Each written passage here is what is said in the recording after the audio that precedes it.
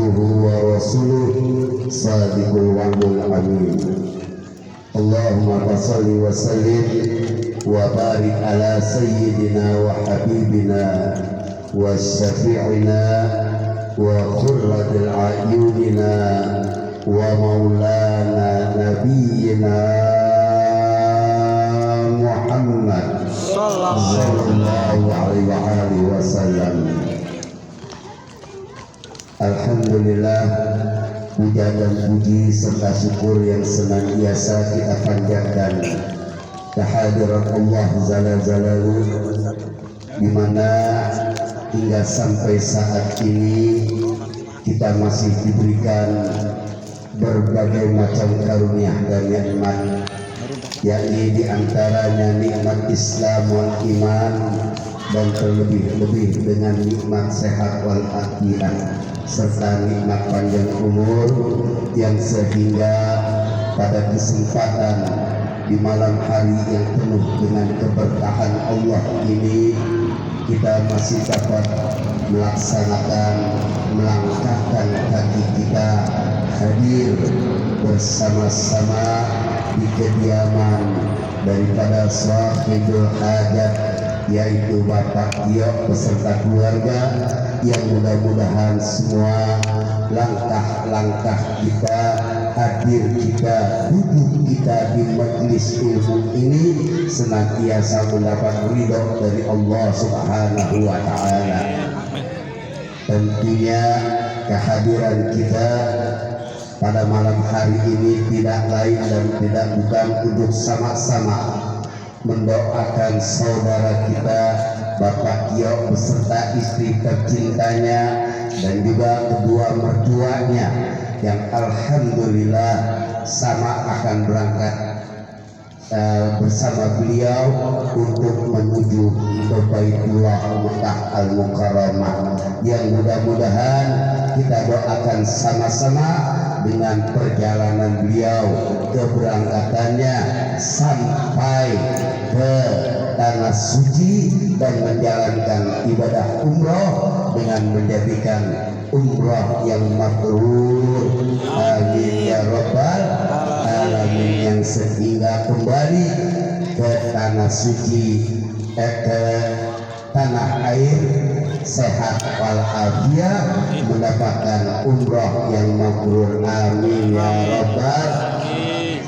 Nah, begitu juga selawat berkirim salam yang senantiasa tercurahkan pada junjungan alam baginda kita Nabi besar Sayyidina wa Nabiyina Muhammad sallallahu alaihi wasallam, yang tentunya sama kita akan mengharapkan telah mendapatkan syafaatul uzmanya Rasulullah sallallahu alaihi wasallam insya Allah.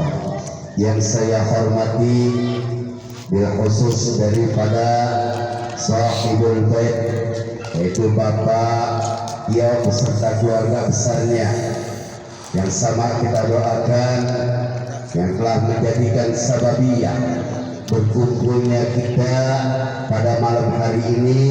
Tentu sama kita doakan, mudah-mudahan beliau senantiasa mendapatkan berbagai macam karunia dan nikmat, yang sehingga Allah berikan kemenangan mulai dari dunia hingga akhirat. Amin ya rabbal. Nah, begitu juga yang saya hormati, yaitu daripada sahabat saya Dr. Andes Bapak Haji Mas Budi selaku DKM Masjidul Huda beserta jajarannya, yang mudah-mudahan sama-sama kita doakan agar beliau senantiasa beristiqomah, dan juga Bapak Ustadz Heri dan pada Ustadz-Ustadz yang lain yang tidak dapat saya sebutkan namanya satu persatu. Alhamdulillah di sini juga ada Ustazah istri daripada Bapak Haji Mas Budi, yang mudah-mudahan hadirin pada semua Bapak Ibu semua, mudah-mudahan kita senantiasa Allah berikan kesehatan badan kita, Allah panjangkan umur kita, Allah kabul dari segala hajat-hajat kita, yang sehingga tahun yang akan datang kita bisa untuk melaksanakan haji maupun umroh. Amin ya rabbal alamin. Mau berangkat umroh Pak? Mau. Betul. Bu mau berangkat umroh Bu? Betul. Punya duit? Nggak punya duit mau berangkat. Coba yang sini mau berangkat umroh nggak? Mau? Ada duit berapa ya? Ya, kaya gitu. Nggak punya duit baru mau berangkat umroh. Bapak Ibu perlu diketahui, berangkat ke tanah suci ya bukan karena dari sehatnya, bukan karena dari punya uangnya. Betul. Hadirnya kita di majelis seperti ini merupakan sudah mendapat ridho dari Allah. Hadirnya kita ke majelis ilmu adalah orang-orang pilihan Allah. Jadi jangan sangka Pak, oh kita sehat, nikmat Islam wal iman, sementara berapa banyak tetangga-tetangga yang dekat sehat walafiat tapi tidak hadir. Betul, karena tidak mendapat hidayah dari Allah Subhanahu wa ta'ala. Jadi bapak-bapak juga, ibu-ibu semuanya, jangan dikira apa iya nanti saya bisa berangkat ke tanah suci. Karena kehidupan miskin belum tentu pasti kita akan melaksanakan umroh. Yang penting apa? Kita yakin. Yakinnya apa? Ini kan kita kebanyakan santai. Ibadah kita pakai santai, ibadah dipakai ledekan. Ada nggak sekarang ini ibadah dipakai ledekan?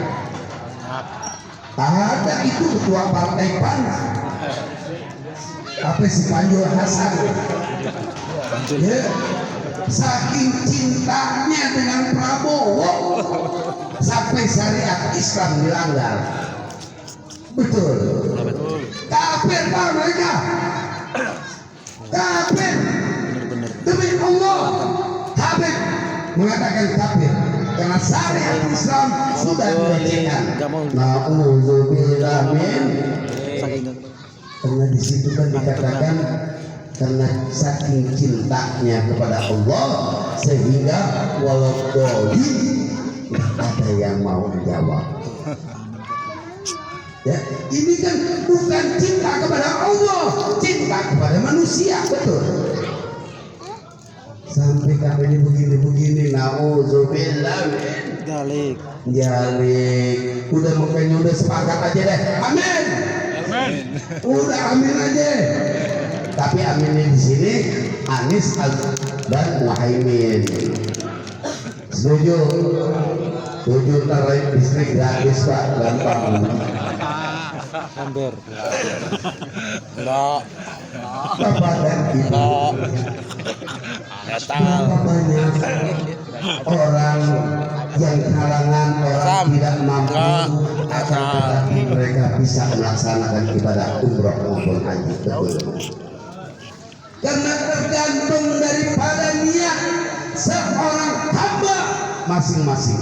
Kalau dia hidupnya malas untuk bersilaturahmi, malas untuk datang ke masjid, malas untuk melaksanakan sunnah-sunnah yang dianjurkan oleh Allah, malas datang ke majelis-majelis ilmu, malas datang ke majelis-majelis maulid, niscaya lama Allah panggilnya. Iya, Bapak coba Patio sekaligus umroh bawa mertuanya dua yang dibawa. Ya, untung diajak saya. Oh, diajak saya, alhamdulillah. Karena kenapa Pak? Ini adalah ibadah rukun Islam yang kelima. Baik umroh dan haji sama-sama rukun Islam yang kelima. Intinya adalah ibadah. Nah, kalau kita selama hidup kita malas ibadah, mana mungkin kita bisa dipanggil oleh Allah Subhanahu wa taala. Terkecuali kita banyak uang dari hasil korup. Ah, itu bisa. Contohnya kayak pejabat kita pada. Iya, Anies berangkat haji. Wah, berangkat lagi. Ya kan? Ya karena memang kan mereka ada uang. Tapi wallahu alam bissawab, apakah hajinya diterima atau tidak? Nauzubillah min dzalik. Kenapa Pak saya katakan umroh dan haji itu adalah perjuangan? Karena syariat Islam semuanya itu adalah pengorbanan. Nah, jadi jangan harap kalau di dunia kita tidak mau berkorban di jalan Allah, jangan harap bisa mendapatkan ridha Allah. Jangan harap kita bisa mendapatkan syafaat Rasulullah kalau kita tidak mau berkorban di jalan Allah. Pak, nih Habib kasih tahu ya, kalau kita lihat syariat Islam Pak ya, ini syariat Islam dari yang 5 tersebut ini adalah ibadah pengorbanan. Kita lihat satu, yang pertama kita lihat seorang anak kecilnya, seorang Islam, anak kecilnya Muslim yang mereka belum balik, belum dikenakan kewajiban sholat, belum dikenakan kewajiban puasa di bulan Ramadan, akan tetapi anak tersebut dituntut oleh Allah dan Rasulnya untuk mengorbankan sedikit dari bagian tubuhnya. Subhanallah, dikorbankan itu sedikit dari bagian tubuhnya. Artinya apa? Dipotong. Dan pada saat itu mereka akan merasakan pedih dan sakitnya. Maksudnya apa? Supaya anak kelak tumbuh dewasa nanti mereka siap untuk menerima apa-apa yang dibebankan oleh Allah dan Rasulnya. Betul Pak? Lalu kalau kita lihat lagi ibadah sholat, apa sih sholat? Ternyata Pak, ternyata Bu, sholat pun adalah ibadah pengorbanan. Di mana melalui ibadah sholat tadi kita dituntut oleh Allah dan Rasulnya untuk menyempatkan diri, tinggalkan aktivitas kita untuk melaksanakan sholat. Ini pengorbanan juga. Coba kalau kita lagi tidur subuh di masjid, ya, as-salatu khairum minan naum. Si Abel menjawab, untuk sholat itu naon-naon. Banyak enggak? Ini mah jujur aja. Abel tanya, banyak enggak umat Islam yang meninggalkan sholat? Banyak enggak? Banyak. Kenapa? Habib tahu. Iya, kalau di sini semuanya pada sholat ke masjid, ini masjid kagak muat. Iya, makanya saya bilang Haji Masudi, dibuat apa naikin masjid ke atas, jemaahnya kagak penuh, mendingan dananya bikin kontrakan aja udah. Ya habis kagak dengar. Lalu apalagi itu baru ibadah yang anak belum balik dengan ibadah sholat. Ini pengorbanan. Lalu kita lihat apalagi zakat,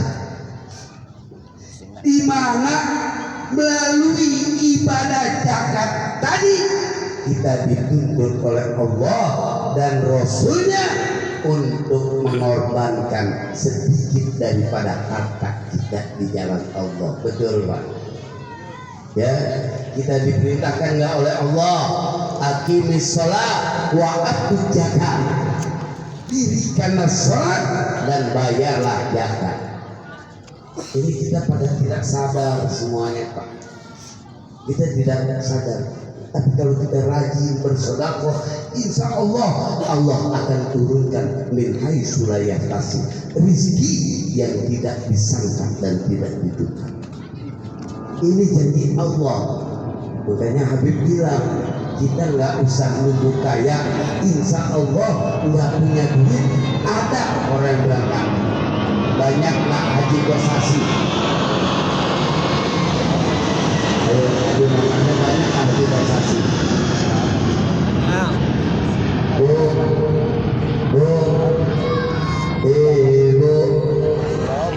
Bu, banyak nggak haji kosasi bu? Banyak. Ongkos boleh dikasih. Haji kosasi, haji ongkos dikasih. Oh iya, iya kemarin Habib umroh ongkos dikasih. Iya, Habib umroh kosasi, ongkosnya dikasih. Alhamdulillah. Tadi sampai di mana zakat? Lalu kalau kita lihat Pak, Bu, kita lihat yang namanya ibadah puasa. Apa sih puasa? Ternyata Pak, ternyata Bu, puasa pun adalah ibadah pengorbanan. Di mana melalui puasa tadi kita dituntut oleh Allah dan Rasulnya untuk tidak makan di siang hari di bulan Ramadan. Betul. Ini pengorbanan. Nah kalau kita tidak mau menjalankan, sekarang kita tengok banyak nggak umat Islam yang tidak menjalankan. Betul. Ngaku aja deh. Nah artinya ibadah haji maupun umroh ini adalah penggabungan daripada ibadah pengorbanan, di mana melalui haji dan umroh kita dituntut oleh Allah Subhanahu wa Ta'ala untuk mengorbankan harta kita, korbankan tenaga kita, korbankan pikiran kita, bahkan korbankan nyawa sekaligus di jalan Allah Subhanahu wa Ta'ala. Subhanallah, haji ini paling capek Pak. Umroh nggak haji nggak ada bedanya Pak Haji.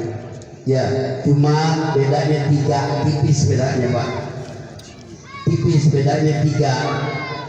Kalau umroh nggak ada apa lontar ya. Nah, terus ada bulannya. Umroh bebas di bulan apapun bebas, haji ada bulannya. Nah intinya yang paling besar, umroh tidak ada wukuf di padang Arafah. Tapi kalau haji ada wukuf di padang Arafah. Makanya saya sering katakan maaf aja ya, Islam Nusantara nggak sah pergi haji Pak.